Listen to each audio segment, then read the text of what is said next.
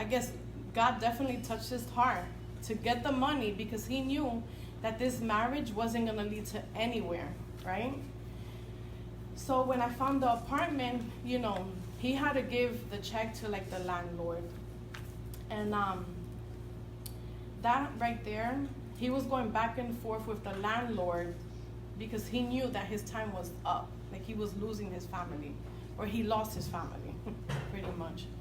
So he was going back and forth with the check, and the landlord, was gonna give him the keys. So when he tried giving him the keys, but I snatched those keys so hard that I was like, you know what? This is my breakthrough. And it was. Once I snatched those keys, I felt like everything he ever spoke on my life negative just went away. I felt like so many chains were lifted from me, and I just felt a sense of peace. And I know that peace was just God telling me, you know what? It's over. You're done. You don't have to deal with that no more.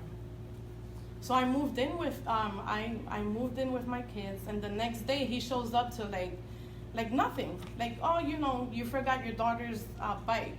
And I grabbed the bike and I kind of like pushed him.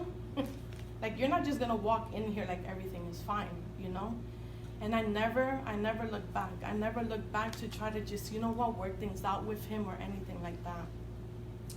So then after that happened, I struggled. I moved around a lot. And my turnaround, I knew that when I left him, I had a purpose. I always wanted to share my story of, being in a domestic violence marriage, because I feel like so many go through it, but no one is speaking. They're afraid, or they're in this relationship and they don't know how to get out. My advice is, put God first, put yourself first, and everything is just gonna work out. So after I moved out, I moved many places, I struggled. My turnaround the second time was last year. Well, after my divorce, I did party. I partied, I thought I was having fun. I thought like going out and just sleeping around was life. That's what I thought. And at the end of the day, it wasn't. I still felt like very empty. And I remember like going out and just partying, and it was like 7 o'clock in the morning.